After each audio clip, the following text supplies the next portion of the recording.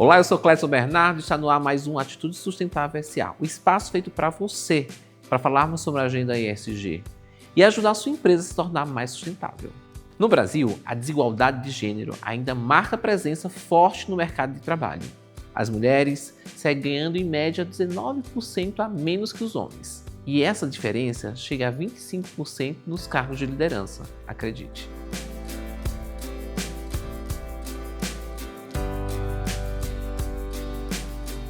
Segundo o IBGE, os rendimentos das mulheres representam pouco mais de 66% do que ganha um homem branco.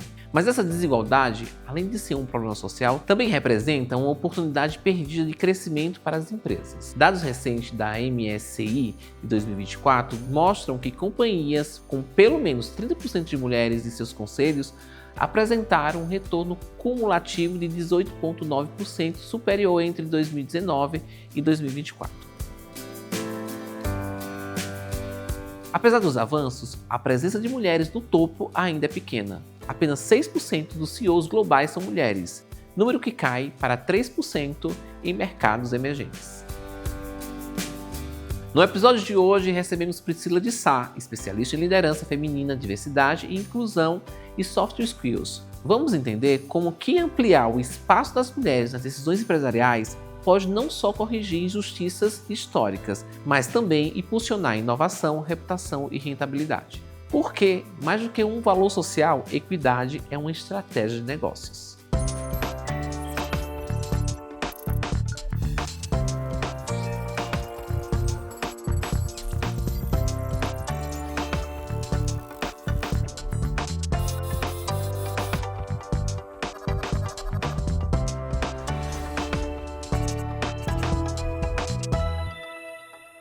Priscila, seja bem-vinda ao programa Atitude Sustentável, é muito bom tê-la aqui no nosso programa. Eu que agradeço a oportunidade, Clédson, de estar num programa que traz pautas tão relevantes e conduzido por uma pessoa com uma jornada tão linda na sustentabilidade. Muito obrigada mesmo. Imagina. Olha só, Priscila, a gente está falando aí da mulher em alta liderança, a gente está falando de diversidade, o mundo fala em diversidade, mas ainda a gente sabe que ainda tem muitas dificuldades da mulher estar em lugares de comando, de poder, e literalmente que esteja em posições de alta liderança. Por que você acha que o Brasil ainda tem tanta dificuldade em reconhecer mulheres? Em primeiro lugar, porque a gente ainda tem as barreiras estruturais, a gente ainda tem os vieses inconscientes, a gente ainda tem o preconceito, a gente já tem a dupla jornada, ou pior, a tripla jornada, porque hoje em dia as mulheres também estão cuidando dos seus pais, que estão vivendo mais tempo. Então não são só os filhos, são os pais também, então essa jornada ela fica tripla e então a empresa ainda não está sabendo endereçar essas questões para que essas mulheres realmente tenham o espaço. Então o que a gente viu nos últimos anos é que nós começamos tarde a falar de liderança nas empresas. Eu sou a primeira palestrante de liderança feminina do Brasil e eu tenho 50 anos. Era para eu ser uma senhorinha, bem senhorinha, concorda? A falar nesse tema nas organizações. E quando eu comecei a estudar, a gente ainda batalhava para ter processos seletivos, ou seja, o recrutamento, as políticas de promoção e também de remuneração compatíveis com as que a gente tinha para os homens. E a gente conseguiu avançar um pouco nisso. A gente avançou sim, a gente não pode negar. Mas o ritmo ainda não é o ideal e ainda precisamos ir um passo além disso. E como a gente pode estourar essa bolha e dizer não, as mulheres podem ocupar cargos de liderança, as mulheres podem ser sucesso, as mulheres podem trazer resultados extremamente plausíveis. Falta mudar a narrativa, o referencial simbólico do que é a liderança. Quando você pergunta para alguém qual é a cara da liderança nessa empresa, essa pessoa ainda vai descrever um homem branco e todos os sinais ligados à maturidade desse homem, por exemplo, uma barriguinha avantajada, uma calvície, é sinal de que ele prosperou, de que ele tem sucesso. Ele é um bom mentor, ele venceu na vida. Vai uma mulher de 40 anos ter barriga ou tá um pouco abandonada fisicamente para ver se essa mulher é reconhecida pelo imaginário coletivo do universo corporativo como um ícone de liderança. Não é. Então a gente primeiro precisa mudar os signos, os símbolos do que é ser um líder ou uma líder dentro da empresa. E para isso a gente precisa investir em narrativas de liderança. A gente precisa preparar mulheres para a liderança, não só operacional, não só o pensamento estratégico, mas fazer aquilo que eu chamo de não basta abrir a porta, precisa iluminar o palco. Dar visibilidade para essas mulheres, capacitá-las a serem porta-vozes da empresa, investir nelas como marca pessoal dentro da organização.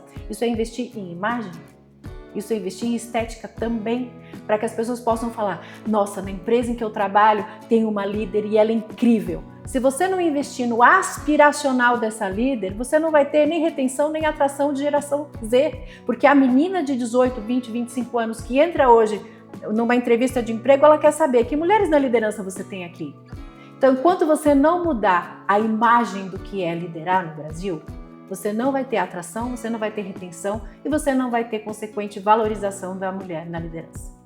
Você ainda acha que o mundo corporativo ainda ele freia essa ascensão das mulheres em alta administração, em alta liderança? Ele cria oportunidades formais no pipeline, mas ele não transforma esse pipeline formal em pipeline simbólico. Por exemplo, uma VP de RH, que só é conhecida dentro da empresa, ela não é uma representante do setor e nem da organização. Ela não aparece, ela é invisível.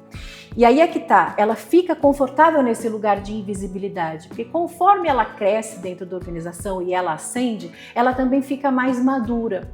E quando ela chega nos 40, 45 anos, ela começa a pensar: poxa, mas eu nem fiquei milionária, eu nem vivi a vida adoidado. E ela começa a ter outros interesses, resgatar hobbies. Então, tudo que ela quer nesse momento é acabar logo com o trabalho, ir para casa, brincar com a cerâmica dela, fazer velas artesanais, cuidar dos gatos. Ela quer outras paixões, porque ela percebe que tem um buraco de realização pessoal dentro da organização. E é nesse momento que a empresa premia essa mulher, premia entre muitas aspas aqui para quem nos ouve, premia essa mulher com um comitê, um grupo de afinidade de gênero. Agora você vai deixar o seu legado, agora você vai inspirar gerações mais jovens. Conclusão: isso nada mais é do que hora extra, porque inclusive esse comitê vem sem budget, tá? Ela tem uma agenda para preencher de eventos, talks, rodas de conversa com especialistas para engajar essas novas gerações, essas mulheres, e isso é o que a empresa chama de programa de diversidade, equidade, inclusão e pertencimento para mulheres da empresa. Alguma coisa que não tem budget e que acaba sendo hora extra para as líderes que chegaram lá e que não estão com mais a menor paciência e que estão passando por sintomas de climatério. A mulher passou 10 anos se enrolando em pachimina e se encolhendo na reunião por causa do ar-condicionado gelado, e hoje a primeira coisa que ela pensa quando ela entra numa sala de reunião é: cadê o ar? Será que eu vou ter um fogacho de repente? Ela tem vergonha de aparecer, porque ela mesma não está dormindo bem, não está satisfeita com o lugar onde ela chegou. Como é que ela vai inspirar as novinhas? Ela se sente vivendo um papel mentiroso. Sabe quem fica pressionada nesse papel? A média gestora, porque ela ainda tem alguma expectativa de fazer um trabalho bom, de fazer um trabalho diferente. Ou seja, você só vai conseguir falar em programa de ascensão de mulheres à liderança de verdade quando essa líder sênior for aproveitada como um capital cultural da empresa. É nesse momento que ela tem potência de ensinar e inspirar aquela novinha que está entrando. Ela é a chave da retenção e da atração de talentos que está todo mundo procurando. Não é o puff colorido, não é a jornada de 4 dias na semana, não é o remoto, é o brilho nos olhos. Não é só a oportunidade que as mulheres precisam, elas também precisam de estrutura para que elas consigam desenvolver seu trabalho. Onde você acha que as empresas hoje elas pecam nessa falta de estrutura? As empresas não estão sabendo exatamente fazer um diagnóstico do que essas mulheres precisam para florescer. E na maior parte das vezes o que elas precisam é ser ouvidas. A gente tem poucos espaços de escuta para essa mulher. E essa mulher aprendeu que não é seguro desabafar. Não é seguro falar: gente, eu não estou dormindo bem. Gente, eu estou com os hormônios bagunçados. Gente, eu estou com problema com os meus pais velhinhos com demência e não estou conseguindo pegar nenhum outro projeto paralelo. Ela precisa de mais suporte nesse momento. Então, faltam espaços de escuta, falta exatamente um RH mais estratégico e mais humano para olhar aqui essa desumanização dos corpos femininos que vem sendo feita desde a Guerra do Vietnã para que nós operemos como máquinas. Tem que parar de acontecer, porque o segredo está no humano, não está na IA. Agora, pensando em reputação, como a desigualdade de gênero pode afetar a reputação de uma empresa? Primeiro, com a inovação atrofiada. Quanto menos diversidade, menos ideias frescas e novas, menos conexão com novos públicos e mercados consumidores você tem. Então sai muito caro, perde vantagem competitiva. Aí a empresa contrata alguém para gerir o LinkedIn das suas executivas. Ela nunca entra no LinkedIn, porque quando ela entra, tudo que ela vê é pedido de emprego e uma enxurrada de currículos no direct dela. Aquilo é um ambiente hostil. Então ela delega essa função de produzir conteúdo no LinkedIn. Aí os consultores, né, os social media de LinkedIn, o que eles fazem? Aquela enxurrada de texto sem alma, feito por ChatGPT, cheio de travessão, que o ChatGPT adora travessão, mas então te vê, tem 30 travessões, já sabe que é o ChatGPT. Não conecta. Aí a empresa fala, ó, tá vendo? Não tá dando resultado. A gente até investiu nessa gestora, nessa executiva, né? Tentando, ela é até top voice LinkedIn, mas ela não conecta, ela não tá rendendo. E ela quer fugir daquilo, porque ela se sente uma fraude. Então a gente precisa investir do jeito certo, resgatando alma, resgatando autenticidade, entender que cada liderança é um universo. E que, assim, quando a liderança é aspiracional, você quer saber o que aquela líder come no café da manhã, que perfume ela usa, que livro ela está lendo, que série ela está maratonando. As que fazem isso ganham um território, as empresas que investem nisso, e é na pessoalidade da pessoa, não é na aparência profissional, ganham um território inexplorado em que a reputação, tanto dentro como fora da empresa, é garantida. Existe um ponto de virada a partir do qual a diversidade começa a gerar retorno claro e objetivo? Eu acho que o mais visível é quando você consegue que a sua trainee ou a sua analista júnior faça uma publicação orgânica no LinkedIn ou no Instagram dela, dizendo o orgulho que ela tem por estar lá. Compartilhando organicamente, assim, sem ninguém mandar e sem ela achar que o emprego dela depende disso, um projeto que ela amou participar. Qual é o perfil, como caracteriza que uma liderança feminina ela pode contribuir para os resultados dentro da organização? A principal característica dela é quando ela manifesta o desejo de se tornar cada vez menos fazedora e mais mentora. Se ela se preocupa em desenvolver aquela única jovem aprendiz que está abaixo dela, poxa, ela tem o potencial de ser uma grande líder lá dentro. Sabe? Quando ela não está nem centralizando e nem delargando. Quando ela não está tentando mimetizar as outras chefias que ela teve. Você nunca perde dinheiro quando você desenvolve pessoas. Mesmo que aquela pessoa saia da empresa, quando ela entra em outro lugar, ela está dando um depoimento sobre a tua empresa. Sim, com certeza. Isso é rastro. Muito bacana. Vamos para o intervalo? Bora! Olha só, a liderança feminina hoje é um diferencial competitivo em qualquer empresa. O nosso bate-papo é sobre isso, sobre diversidade. Eu vou para um breve intervalo, você que é de atitude, não sai daí, é rapidinho.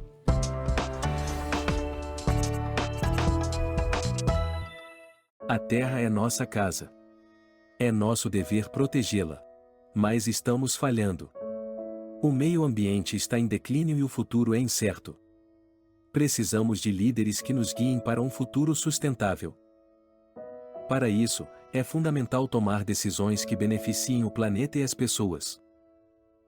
Juntos, podemos construir um futuro melhor para todos. Instituto Cledson Bernardo. Formando líderes para o futuro. A saúde ocupacional da sua empresa está em dia? A E+Med é uma empresa brasileira dedicada ao desenvolvimento de soluções empresariais com forte destaque nas atividades de segurança e saúde ocupacional. Quer saber mais? Então acesse emaismed.com.br ou entre em contato com os nossos meios comerciais. E+Med, soluções em saúde corporativa.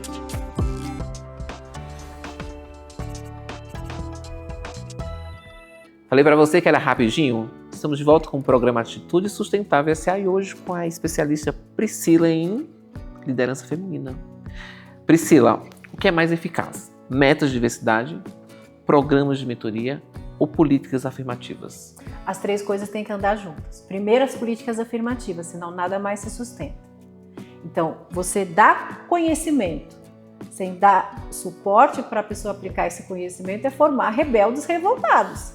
Né? Como é que foi assim, né, na história da humanidade? A história que nos contam sobre o Jardim do Éden. Você dá conhecimento e não dá liberdade e autonomia para atuação, você tem rebeldes.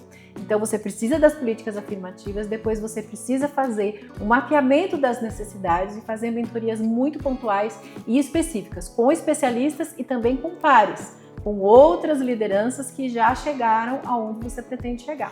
Só para que o nosso público se situe, o que seriam políticas afirmativas? É você ter uma licença parental que também inclua os homens, além do que manda a legislação. É você ter flexibilidade de horários em alguns dias, em algumas fases da vida. É você planejar um sabático para essa liderança, porque senão ela não estuda, ela não se desenvolve, ela atrofia no tempo. Então tudo isso pode ser programa afirmativo. É você ter creches, onde as mulheres possam amamentar seus filhos dentro do local de trabalho, sem ficar com peso na consciência, com leite escorrendo e falando, eu devia, na verdade, era estar em casa e eu estou aqui dando sangue para uma empresa que não está nem aí para mim. E por aí vai. E como eu consigo medir, na verdade, os impactos reais do investimento em inclusão nas empresas? Essa mensuração é sempre no médio e longo prazo, né, Cledson? A gente não pode ter a ilusão de achar que distorções históricas que estão aqui desde 1500 vão ser resolvidas em um programa de mentoria de 3 finais de semana. Não é assim. Então, o primeiro sinal positivo é na produtividade. Você vê as pessoas mais felizes, produzindo mais e melhor e se expressando com segurança psicológica. Você vê o clima. A primeira coisa que melhora é o clima. E depois você vai vendo essas métricas chegando realmente onde importa, que é no balancete. Chegou no balancete, como? Ela vem em forma de menos afastamento, ela vem em forma de menos demissão, ela vem em forma de menor turnover, sem dúvida. E você também pode medir o crescimento reputacional da empresa nas redes, porque não tem jeito. Todo mundo que me segue, se as 100 mil pessoas que me seguem virem, eu sexta-feira, sextou, graças a Deus, vai querer saber onde eu trabalho para não ir para lá. Fatalmente. Então, a gente ignora o poder viral, né, dos nossos micro-influenciadores, nossos nano-influenciadores, que são os colaboradores. Então, acaba virando uma bola de neve. Então, chega assim na métrica, chega no número, chega no resultado financeiro, mas não é o primeiro indicador. E não deve ser apenas se considerar o sucesso de um programa de diversidade quando você chega só no indicador financeiro, só no balancete. Tem algum ramo específico, algum setor específico que investe mais em mulheres na liderança? Cooperativas. Mas por quê? Porque são empresas familiares. A mulher tem um papel fundamental, ela é agregadora da família, fatalmente ela é agregadora do negócio. O agro está na mão de mulher e ninguém fala. É verdade. É verdade. Se aquela mulher fica infeliz e resolve não ir para ordenha num dia... Não tem leite. Não tem leite na praça, entendeu? Então, o sucesso das iniciativas, desde a agricultura familiar, mas não só, né? As cooperativas envolvem grandes empresas, dentro e fora da porteira, mas a peça-chave no engajamento é a mulher. E agora estão dando muita atenção aos jovens também. Mas o setor que mais me contrata são as cooperativas. Priscila, eu vejo muitas empresas perdendo talentos. Acaba deixando de atrair outros. Você acha que um ambiente pouco inclusivo afasta que tipo de perfil que acaba que essas empresas acabam perdendo talentos por não ter um ambiente inclusivo? Nos anos 80 e 90, as mulheres reclamavam que elas não podiam levar foto dos filhos ou dos pets e deixar em cima da mesa de trabalho. É verdade. Lembra disso? Então, essa época já passou. Hoje em dia, a empresa que implica com piercing, com tatuagem, com cabelo colorido, com a mulher que tem um corpo gordo diferente do padrão, com a população LGBTQIAPN+, está perdendo terreno. Eu lembro quando eu comecei com palestras nas empresas, o perfil da analista que fazia o primeiro contato comigo, geralmente porque entrava no meu site e mandava um e-mail para pedir uma proposta de palestra, eu olhava a foto dela, era uma mulher padrão, era uma mulher 30+. Você, só de olhar para a carinha dela, você já imaginava que ela era hétero, cis, casada, tinha 2 filhos, um cachorro. Hoje, o perfil da mulher, da analista que entra primeiro em contato comigo para contratar uma palestra minha, é uma menina de cabelo étnico, que tem todos os cachos lá para cima, ela tem piercing, ela tá numa foto com muita autenticidade. Ou seja, acabou aquela cara de crachá padronizada. E aí é que tá, se a gente continuar replicando profissionais do modelo dos anos 80 e 90, cada vez menos a gente vai conseguir conversar com o mercado, cada vez mais caro a gente vai gastar para tentar se enquadrar e tentar ganhar fãs ou adeptos da nossa marca e mais vai jogar dinheiro fora. Então, esse retrocesso que a gente está vendo, né, no desinvestimento dos programas de diversidade, ele se apoia no fato de que hoje em dia na empresa a gente tem dois discursos que são pertinentes, mas são insuficientes quando olhados isoladamente. A gente tem o ativismo cansado, que não se traduz em práticas e resultado numérico, e a gente tem a autoajuda corporativa, que é, não sabendo que era impossível, ela foi lá e fez. Tá, mas e eu? O que eu faço quando chegar a minha vez? A gente tem pouco especialista. Você quer saber se a sua empresa valoriza a mulher, valoriza a diversidade ou não? Na Semana da Diversidade, no dia 8 de março, pergunta para o especialista que foi lá palestrar, assim, qual foi a contrapartida para você estar aqui hoje? Se a pessoa responder, eu ganhei um saco de brinde com um caderno, uma caneta e uma caneca, desculpa, sua empresa não está ligando para você. E aí, o que as empresas precisam fazer além disso? Abrir a carteira. Abrir a carteira. O que é importante para uma empresa no mundo capitalista que a gente vive é manifesto por meio do investimento. Você precisa investir em, primeiro, fazer o mapeamento dessas líderes com potencial de se tornarem verdadeiras representantes da marca do setor. Segundo, você precisa dar para elas o que falta. É terapia? É medicina? Do estilo de vida? O que ela precisa? Ela precisa de um makeover na vida dela. Terceiro, você precisa desprogramar e reprogramar a mente dela para ela entender que posicionamento é o trabalho. E não é aquela coisa que ela faz de formiguinha tarefeira, todos os dias sentada, sem sair da mesa dela. E aí, o que acontece? Nós, como mulheres, precisamos fazer uma meia-culpa de que a gente julga as que são marqueteiras, entre aspas. É sempre as mesmas, né? Você só tem nos eventos de liderança, você só tem Luiz Helena, nos eventos de empreendedorismo você só tem Ana Fontes, nos eventos de não sei o quê, nossa, porque a Cris do Nubank, porque... Mas, gente, elas estão fazendo o que todas nós precisamos fazer. Que é? Propagar os valores da empresa, viver os valores da empresa, formar a massa crítica. Sabe aquela história de... transformar clientes em fãs? Não, você precisa transformar seguidores em embaixadores, porque não adianta ninguém amar a sua marca em segredo e não falar dela. Quando você enfrentar uma crise, você não tem massa para ir te defender nas redes sociais.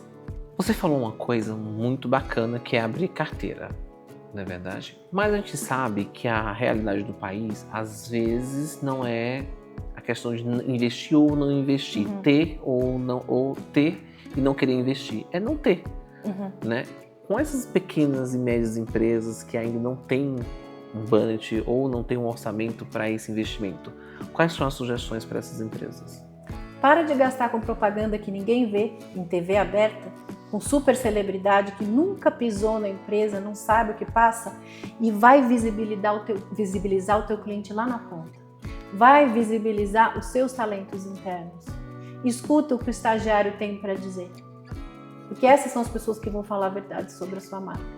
São essas pessoas que vão te dizer qual é o melhor lugar para investir. O acionista, muitas vezes, ele tem uma visão de fora da bolha e que não é de longo prazo.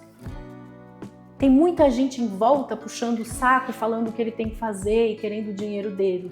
A gente precisa ouvir quem realmente é a sua força de trabalho. A gente precisa ouvir quem realmente gera ideia e muda os rumos do negócio. Então é a humildade de escutar, desde o chão de fábrica até o cliente, o consumidor lá na ponta, e colocar essas pessoas no centro. A gente precisa de um storytelling de liderança que sai muito mais barato do que investimentos mega em propaganda. E são as empresas que estão em crise as que mais investem em evento para comunicar ao mercado. Olha como nós somos fortes. Aí vai lá, gasta horrores com vídeo institucional brega, careta, cafona, com a história do fundador. Gente, ninguém quer saber da história do fundador. A gente quer saber como que aquela estagiária que entrou lá, assustada, tímida, se tornou uma liderança que é potência e exemplo para o mundo todo. Essa jornada importa mais. A gente quer saber como que o consumidor mudou de vida, melhorou a qualidade dele, impactou a comunidade. Isso é ESG na prática. É valorizar a comunidade. Hoje é uma decisão estratégica que as empresas investam em diversidade de gênero dentro das empresas? É estratégica, porque é questão de sobrevivência mercadológica. Você não vai ganhar novos clientes e novos consumidores se você não entregar uma causa, se você não entregar inclusão, se as pessoas não se sentirem pertencentes daquilo, né? Então, aquele storytelling vazio já não é mais suficiente para fazer reserva de mercado. As pessoas querem saber quem está lá na outra ponta produzindo, né? E ela é estratégica porque impacta no número e impacta no valor da marca empregadora. Isso tudo é índice que faz diferença lá na bolsa. Muito bom, Priscila, essa conversa foi muito bacana. Obrigado por Eu ter amei, aqui eu que no nosso agradeço, programa. Clédia. E quem quiser conhecer mais um pouco mais do seu trabalho, como é que faz? Priscila de Sá com 2 L's em todas as redes. É isso, obrigado e venha mais vezes por aqui. Eu volto, obrigada. E você que está nos assistindo, não sai daí, eu vou para um breve intervalo novamente, rapidinho já volto.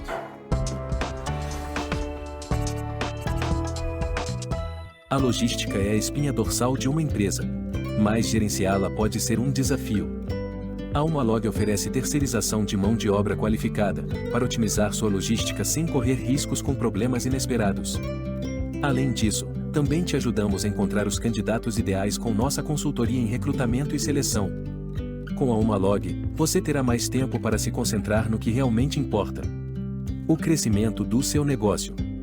Humalog, sua solução em logística. O Instituto Uma Atitude acredita no poder da educação como ferramenta de transformação.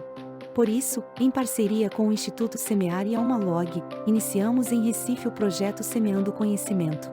90 jovens e adultos da comunidade de Recife estão tendo acesso ao curso profissionalizante de logística, totalmente gratuito. Fique ligado em nossas redes sociais e acompanhe o desenvolvimento desse trabalho e projeto Semeando Conhecimento, transformando vidas através da educação.